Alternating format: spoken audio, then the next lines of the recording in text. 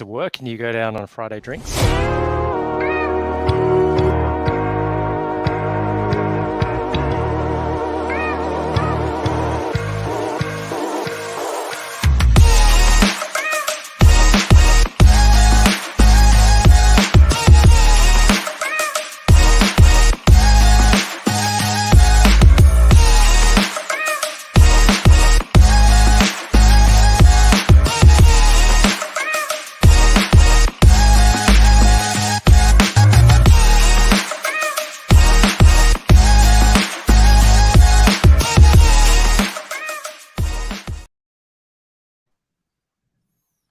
So I think we're live.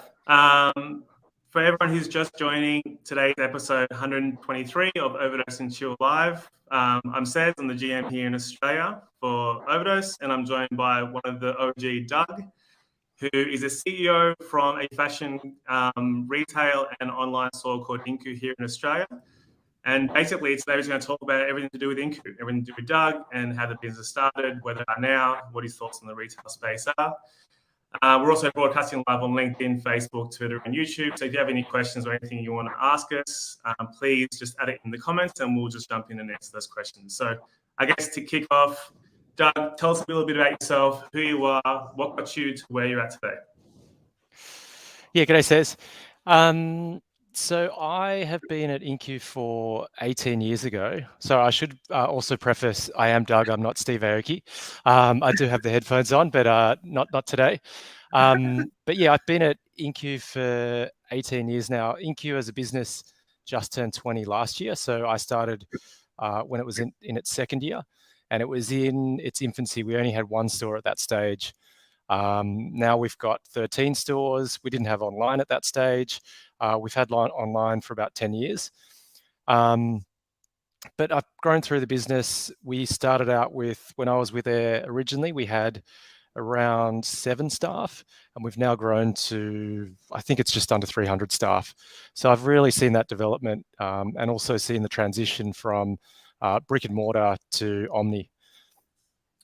Yeah, I remember going into the store like years ago, and it was like, the good thing, I guess, that you guys have done very well is kind of transitioned online and in-store to have a very similar experience. Now, it's a very difficult thing to do, particularly when you, like, it's just a totally different offering, really. But you've done a really, really good job in doing that. I guess, what was your involvement and how did you get so close to Brian and Vinny so they entrusted you to start kind of mapping that out and bringing that out? Because you were a big part of that growth online. Yeah, that's a really good question. And we were having a chat about that the other day. I think I was lucky just from being with the business for so long. I've just absorbed how the boys work, how the boys think, and it's almost become second nature to me. It has been a challenge, and it continues to be a challenge to replicate the brick and mortar feel online.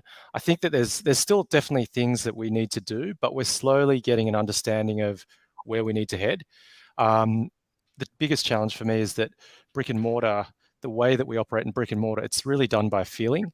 So we can go into the store. We know, if anyone who's not familiar, we don't always get it right, but when the stores really work, we're the kind of store that everything looks great, but it feels kind of tactile. You want to interact with the products. You have a great interaction with the store staff where they're very informed about the product. They don't necessarily need to push the product on you, but it's almost like, sounds a bit cheesy, but a few people have described going to one of our flagship stores. They drop in there for a bit of inspiration to see where fashion is at. And I think that's where we're kind of building towards and what we're trying to do online as well. It's interesting you say that too, because you do stock brands that no one else really stocks either. And I think I travel to the US a lot because I just simply love LA. It's like my favorite city outside of Sydney. But you stock a lot of the fashion brands that they have, their Stone Island and so forth. It's a really, really cool concept what you've started. Has that been what you've done, what you guys have done since the start, to have that kind of like left field and not kind of stocking the similar brands that everyone else is doing and really kind of going out to market to find the coolest, most, I guess, at bleeding edge brands in the market? It's really interesting, and again, we're talking about this all the time at work, but I don't think we specifically try and get brands that are different. There's kind of a range of brands that we've got. So there's some really well-known brands like Adidas, Nike, Carhartt, which are sold across a big selection of places. But what we talk a lot about is our curation. And it's that balance point that works for us where, you know what, we're in Australia. I think if you were in LA, if you were in New York, price points and being very, very niche wouldn't be as much of an issue. But for Australia, you know, the population that's buying fashion and where we sit is quite small. So we have to appeal to a wide range of audiences. So big thing for us that we always talk about is that we'll buy high to low. So when you talk about Stone Island, we're putting Stone Island up against the Patagonias of the world, the Carhartts of the world, to create that blend. And I think as well, it's a very Australian way. I mean, it's a very contemporary way of dressing high-low, but I think also it's a very Australian way. Yeah. Do you find any challenges in bringing those kind of brands to Australia? Is it like much of a risk in bringing those kind of brands that people might not know Yeah, about? definitely. Definitely. I think, like with anything, I think it's important that the buyers take a risk, and it's as much about we would rather them take the risk and a couple of the brands don't work, but a couple of them really stick and they become brands that we stick with for a long time, rather than be very safe. So I think, if I'm being honest, around that minimalism kind of normcore phase, we were very, very known for that. It's the white t-shirt, blue jeans kind of look. Everyone was in it. It was almost like a uniform. And that became such an Incu look. But when things started to shift in streetwear, we were not quick enough to change. And so I think it's always, I mean, it's fashion. You've always got to keep evolving. You've always got to stay on top of things. Yeah, totally. Would you say, I guess, that the brands that you have is what the X factor is for Incu, or do you think it's a totally different thing that made, like, I guess, you turn a corner to become the powerhouse that you are today? I think it's the curation of everything put together. So if you look at it, we always look at it from the customer's perspective. It's having those brands, but I think if we just had the brands without having the fit out, without having the store staff, without having everything put together and having multi-dimensional, it just wouldn't work as seamlessly. I think one of the reasons why the boys wanted to open the store is that when they were younger, they used to work in IT marketing. And they were pretty, you know, they're ordinary guys. There was a couple of boutiques at the time, and what they found is that whenever they went in there, they had the brands, like you're suggesting, but the service made them feel a little bit uncomfortable. And they felt like they were either being eyeballed up and down, they felt like they didn't belong, they felt like the store staff didn't think that they could afford the product. And so they almost wanted to create the antithesis of that, where, you know what, it didn't matter whether you wanted to come in and just have a look around, whether you could afford something, whether you'd saved up for something for a long time. It was just a place that made you feel special. And I think that's you know, that's the ethos behind Incu. I love how you raise that point, because it's a very important distinction, I guess, when it comes to retail, particularly now, like with how streetwear has become like so prominent. It's very easy for, I don't know if you've ever noticed this in some kind of retail stores, retail staff having a bit of an ego and a bit of like I'm cooler than you, you're in my store. It's like kind of like the supreme thing that they did back in the day with like making you feel uncomfortable. I think Incu's done quite a good job in letting the particular staff make everyone feel comfortable. Like, I know my partner's parents are in their 70s and he still shops at Incu because like, and it doesn't feel like he's like missing out. I mean, like, I still see him walk out with like Ultra Boosts, which is like so from what you would, but like it's I guess it's one of those things that just really makes it really good. Now, I guess you guys did something which was, I guess, unique at the time, was that start building out your own kind of clothes through your brand. Can you tell us a bit about the Incu brand and what made you pivot into, I guess, releasing your own line of clothing? Yeah, that was, I mean, the start of that, if you go all the way back, that was from, I'm going to say 10, 12 years ago. And what actually happened is the boys, because they didn't have experience in fashion, because they didn't have experience within retail, one thing that they've been really good at, and they've been really good at pushing across the business, is being open to people and listening to people's opinion. over time, we've got a better idea of where we want to head and things like that. But we always find it good to chat to people. And at that stage, we had a person working for us, Felix, and he was doing wholesale, so he was selling to other stores. And two of the stores that he was selling to were, one was General Pants, which was General Pants from back in the day, and then also Glue. And so when he was working with them, they both wanted shirting lines. So he created a brand called Weathered for Glue, and he created a shirting line for called Vanishing Elephant for General Pants. That was us. So that was Felix and Brian and Vinny, but that was us. And so since then, we've kind of been dabbling with our own line. It's kind of come in different iterations, but we've called it Incu probably about 3 or 4 years ago, when we decided to kind of put the flag down and be really proud about it and make sure that our name was on it. Vanishing Elephant was like one of my favorite brands when I used to work at General Pants. Like, you know, Harry, obviously. Yeah. He's the one that got me into it because he was obsessed with it. He was like a buyer General Pants at the time. So it's like, that's so interesting. You're Yeah. I'll tell you what'll make you feel.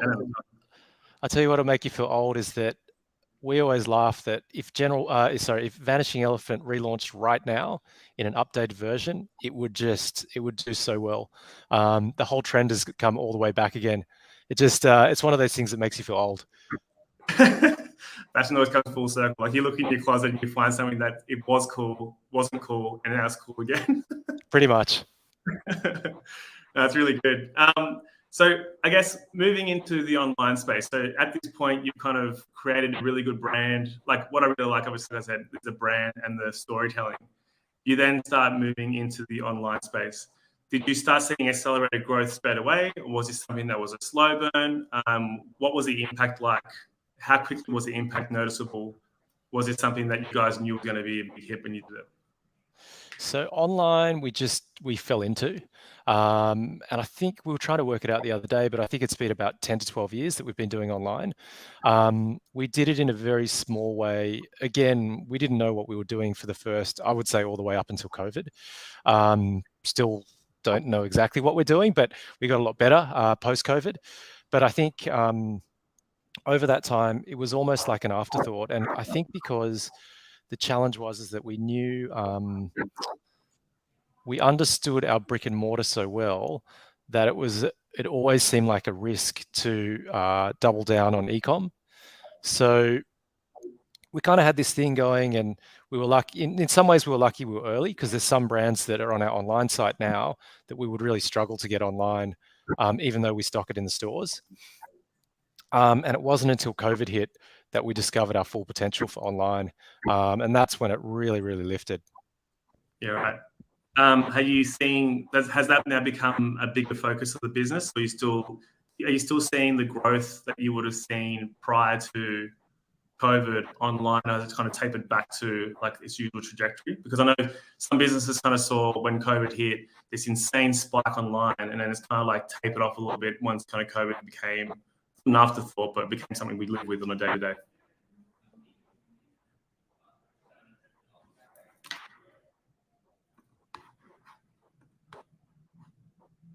I think you might be on mute.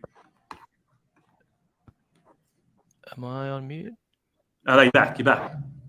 Okay, sorry about that. That's all right. I thought it was me. No.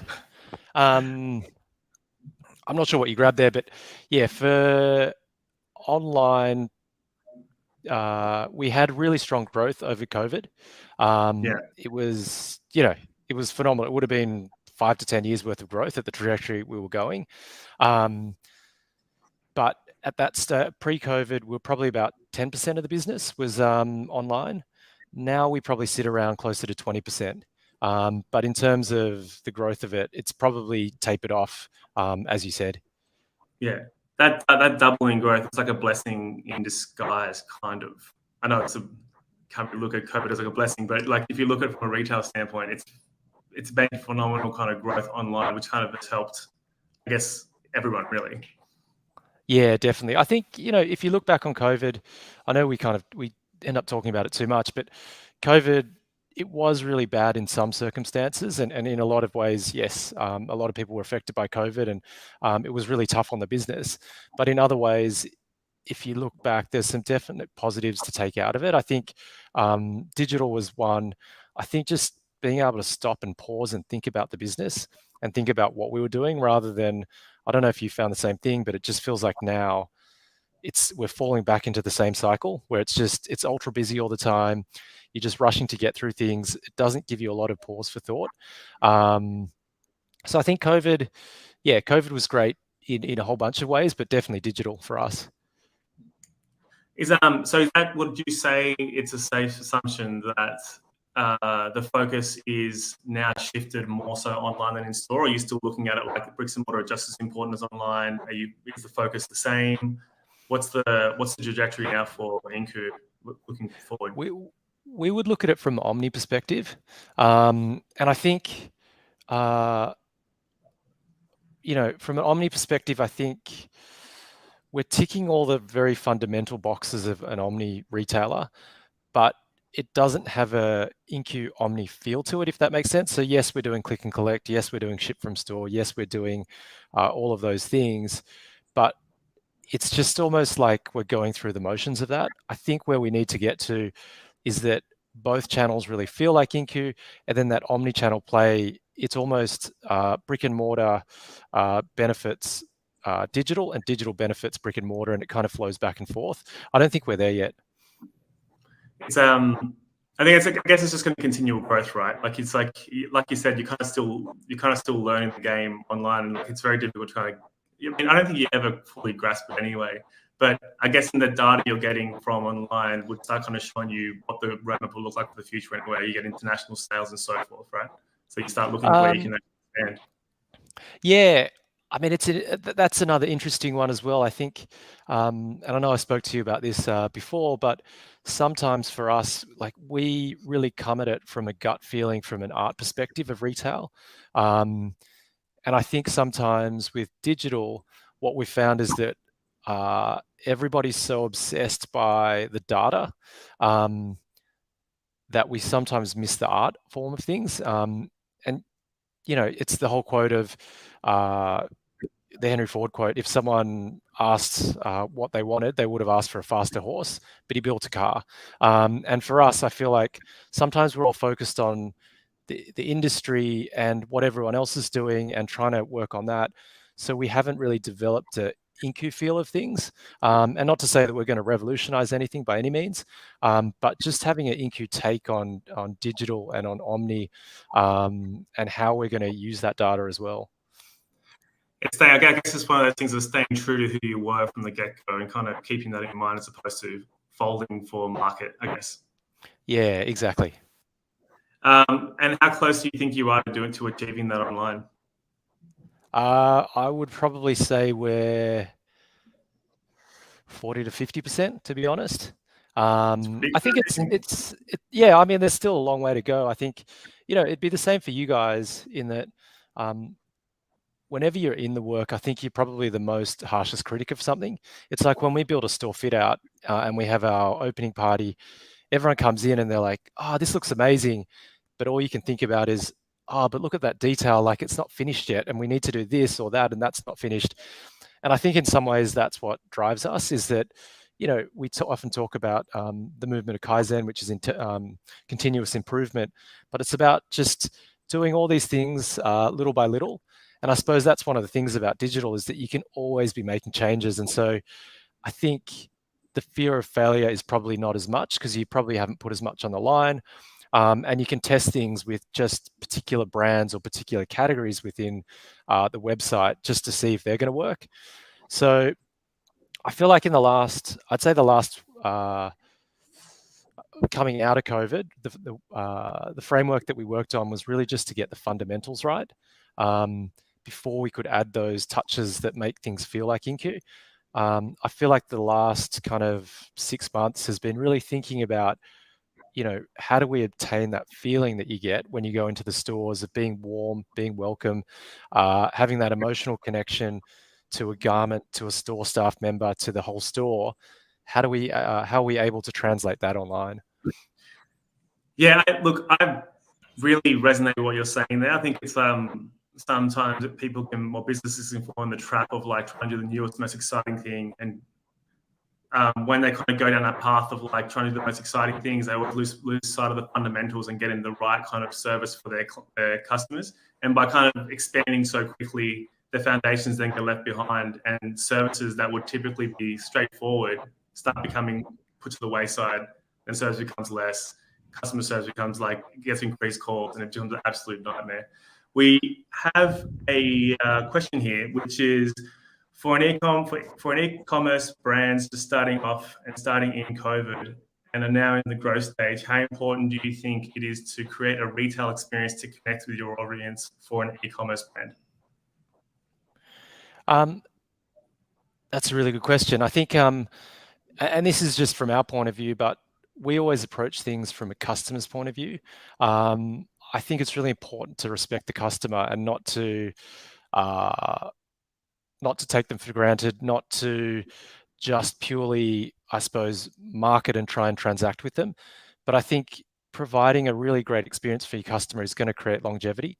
One thing that we talked about from a brick and mortar experience back in the day was that, you know what, and we talked to the store staff about this, if you can have a conversation with someone and if you can be really helpful, and even if they just, they're tourists and they just drop in and all they want to know is what are the great restaurants to go to, and you point out a couple of them, and because of that, you've made an impact on their trip.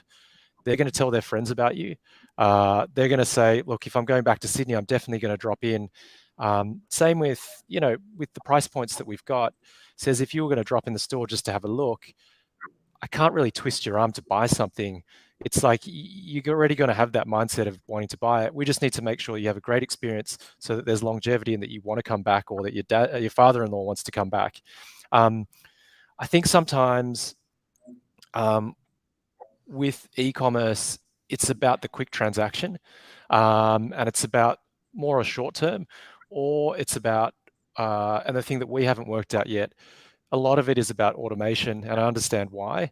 But when I purchase something and then I get an automated email, and we do this, but Doug, you left this in your cart, sometimes it lacks a bit of soul, and it feels like they're not respecting me and they're just trying to market to me.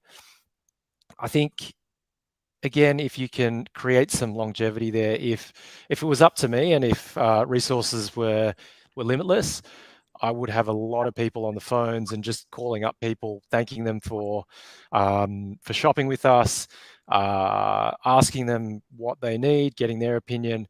But I think that's the hardest thing, is working out how to do that on a scalable level. It also comes back to, I think you talked about this, was around the data, like what data is relevant, because you start kind of collecting all this different data. Well, how do you make decisions on that? And that's one of the key ones that I guess is one of the most important, is actually the customer's opinion on how things are going, what their thoughts are on the experience. Like different price points means different things to different people, but there's always something so nice about going into a store where you can remember that store, and you went to that store and you're going to say, like, I went to this place in Sydney which had like amazing clothes. I didn't buy anything, but the experience was amazing. Does that make sense? Yeah, definitely. We have another question here from Tammin. Now, I know you're one of the people who calls yourself the least stylish person at Incu, which I tend to disagree. But where do you take your inspiration from in terms of your own wardrobe? And do your personal influences shine through in store? Yeah, that's also an interesting question. I think between me and the two founders, Brian and Vinny, I think Vinny's probably got a stronger aesthetic, but for me, I've got two kids, so everything that I have can't be too fussy. I'm really lucky to be working at Incu, where I can see the trends kind of coming through.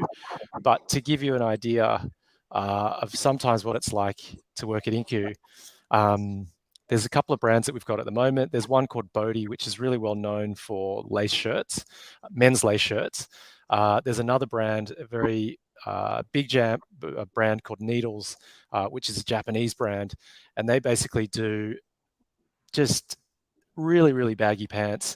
And I think 1.5 years ago, when our buyer brought that into the business, we all kind of looked at each other and we're like, we just couldn't get it in our head, the look. But we're lucky that, Felix was able to bring that in at the time, because what we're finding now is that that's started to come down, and it's an aesthetic that's being pushed into a lot of brands. So you can see it, the silhouettes of pants are getting a lot baggier and fuller. So I think for me, I'm lucky because I can see it all from the sideline. But for me, in terms of an inspiration, generally it's going to be something workwear inspired, just because I can get it dirty. I don't have to baby it too much. And then there's other certain aesthetics that just kind of come through that I connect with. I think one of the beauties of being at Incu that I found, I was in Paris last year for the first time in a long time, is that in Australia we have such a multicultural influence. So in Paris, when I was there, you would find a lot of American or European brands, but you weren't necessarily getting that Asian influence. And so in Australia, I think what's really great is we have a mix of everything. There's a bit of, sportswear, then there's Japanese brands, there's European brands, and they all have a slightly different aesthetic. But I feel like we're in a time now where people don't want to be put in a bucket.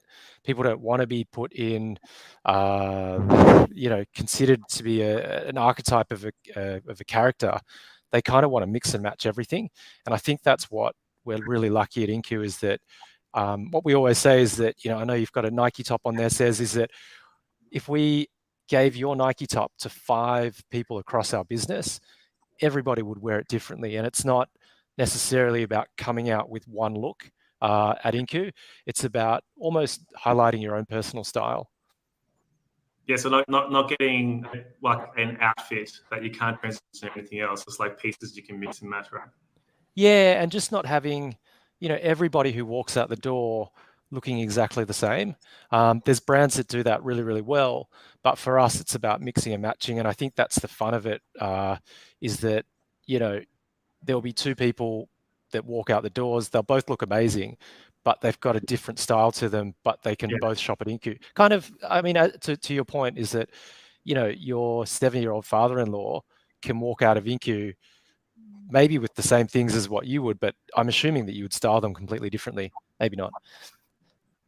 No, they dress pretty similar these days, I think. I think but COVID kind of had the when everyone started wearing tracksuits and stuff became socially acceptable. It's just like so that was it. We have another question from Katie. She says, as you are selling luxury goods and considering the current market, do you find overall performance being impacted? I'm just trying to think. So we traded really strongly up until mid-January, and then things started to taper off. And I think it's a combination of 2 things. I think definitely everyone is concerned about the economic conditions, but I also think for us, we needed to overlay the fact that we were kind of in between seasons and we weren't getting a lot of new product in. And so we are lucky, we're also unlucky. It's kind of a blessing and a curse, in that a lot of people shop with us when there's newness. So we are playing it very cautious as we go ahead. I think we're expecting from financial year Q4, so April to June, that there will be some kind of slowdown. But we're just watching and seeing what's going to happen. Fair. So look, I guess you've been in the game for a while now, Doug. What do you think of the current landscape? Like, what do you think the future looks like? Where do you think this is all going? I think, I mean, it's fascinating to me, because I think pre-COVID, when digital wasn't as big a thing, at least for us, it was getting to a point where it was quite easy to roll out stores and to understand where our expectations would be and where they would be met. I think having digital thrown in, it's really fascinating. And I think, for me, again, and I speak to ourselves, but we haven't nailed digital. We haven't nailed omnichannel. There's still improvements that we need to make with brick and mortar, but I feel like that's what the most exciting thing is for me. I couldn't tell you what's next in terms of a bigger thing, but for us, we're really focused on ourselves and just trying to create a better customer experience. I think that's what it all comes down challenge is the customer experience. Whether it's online or in bricks and mortar, it's like having that customer experience. I think the challenge that I guess businesses have, particularly because your staff are really good at this, is translating the store stuff online. That's the hardest thing I think people will find to like how that is part of the experience, because it's exactly the same experience what you will have in store. It's just how do you translate that, and how does one translate that with having like feeling stuff on the phone with the customer every day? It makes it a challenge, I guess. Yeah, I think I only heard part of that. Says I think your sound was a bit jumpy. I'm not sure if mine's the same. But I think what you were talking about was setting up that maybe that customer experience online. Was that what you were asking about? Yeah. So basically, yeah. If you can hear me, like internet here from there. Can you hear me? Okay. Yeah, it's a little bit jumpy, but it's okay. All I was saying was the challenge now will be that your experience online in store is very much like a block.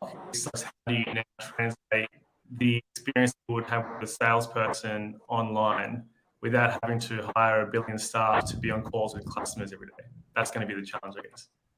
Yeah, that is going to be the biggest challenge. And I think, for us, we're looking at probably trying to start small. So even small things, and I'm sure if I speak to you, you're already going to be able to think about ideas, but even if you were to shop online, but your home store was our galleries men's store, and I could work out that you'd been served by Tom, who's our manager in the galleries, it'd be great if you purchase something that Tom gets a little ping, he gets a notification, and he can just send you something to say, hey, Cez, thanks for shopping with us. Hope you're enjoying your pants. If you need anything, just let me know.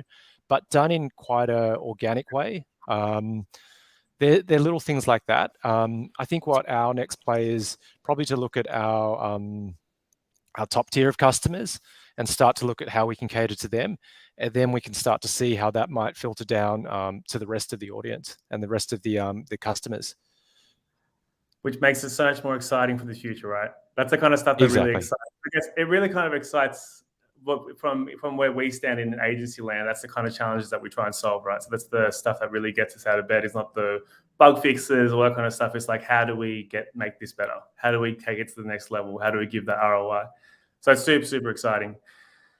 I guess, look, the last thing I kind of have for you, man, is what's your fondest memory of Incu? You've been there for so long. I mean, I've known you the whole time I've known you, you've been at Incu, and we've had many chats over cycling whilst we're cycling around business and stuff. But what's your fondest memory, and what's the biggest thing you're most proud of being there? I think more than anything, I think it's just it's always the people. I don't know if you feel the same about places that you've been, but when you think about trips, when you think about anything like that, it always comes back to the people. And I think, for us, when we celebrated our 20th last year, and we were talking about what we should do, we kind of got sidetracked, and we were like,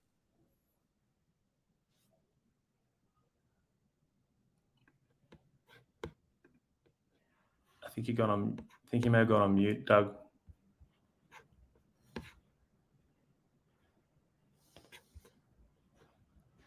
don't know if it's me or you. Can everyone else hear Doug?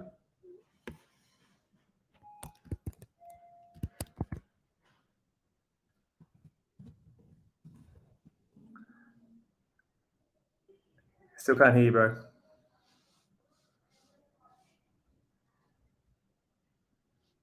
Now you're on mute.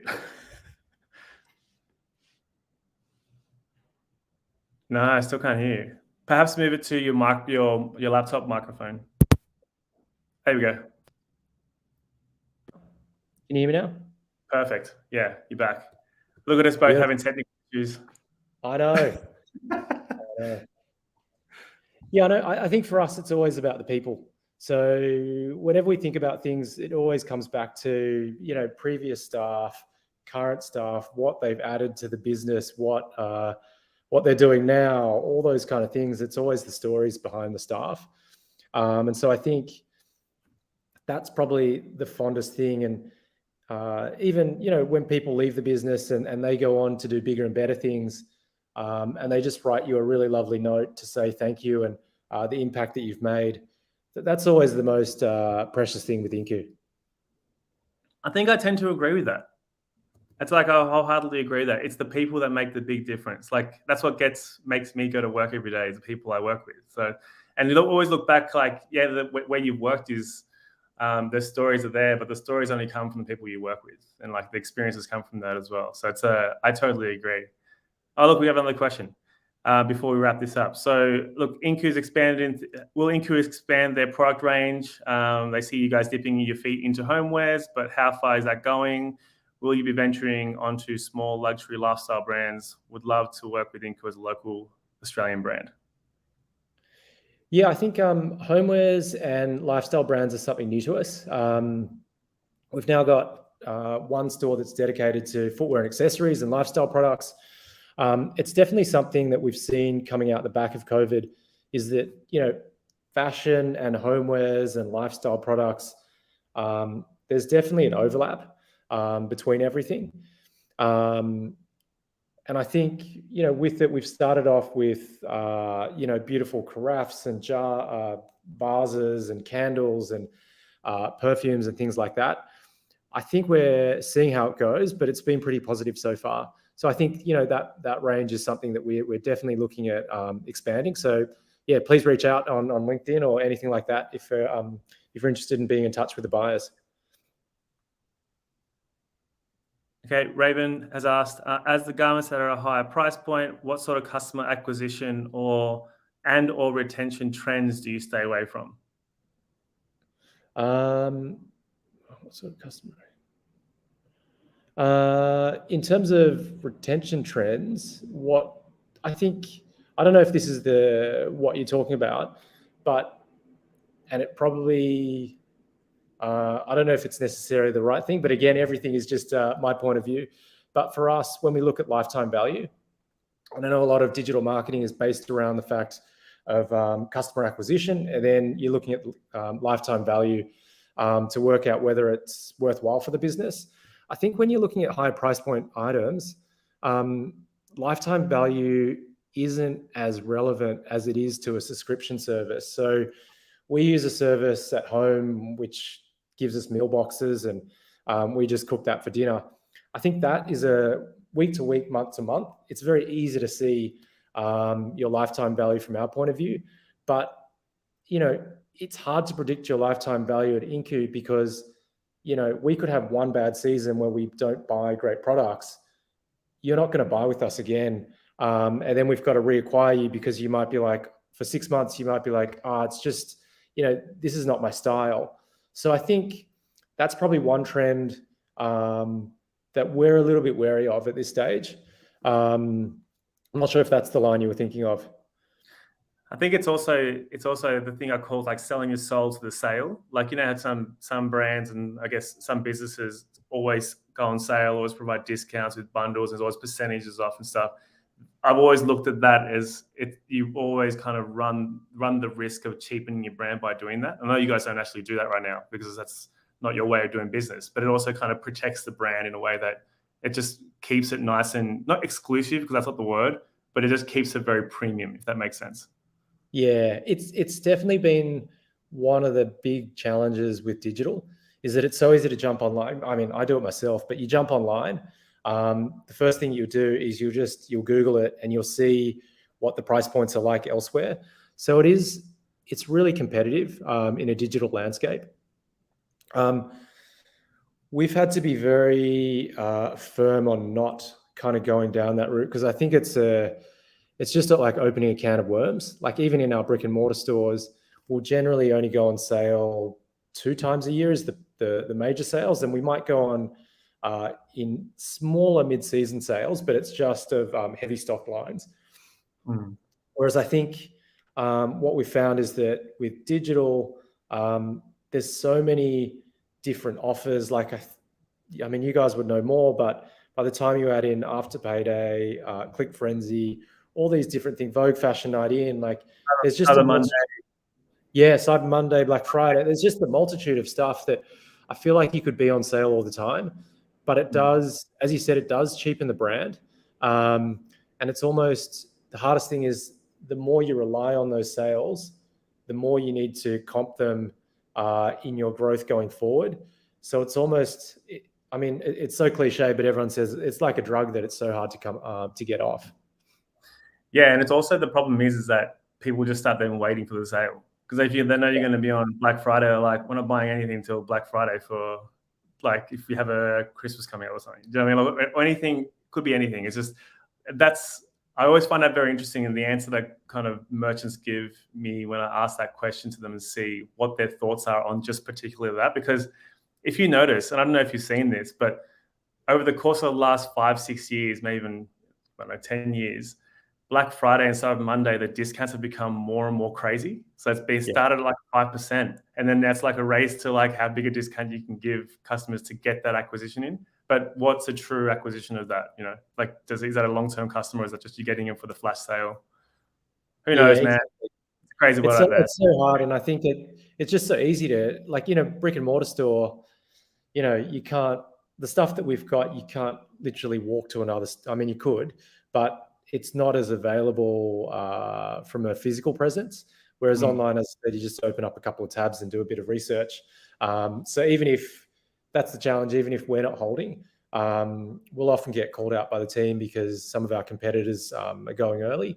So it's just, I think sometimes you just got to hold your line because it's more about, as I said, like it's a long-term play.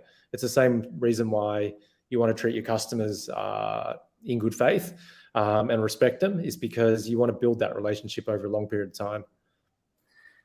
Yeah, totally. Because once you cheapen your brand, it's very hard to come out of that kind of hole, I think. Definitely. Which makes it very challenging. Look, that's all I have, man. I think it's been an absolute great chat. Like, obviously, I love talking to you all the time, so we can talk for hours, but I won't take up much more of your time. But if no one has any other questions, thank you so much for doing this. Really appreciate it, and I'll chat to you soon.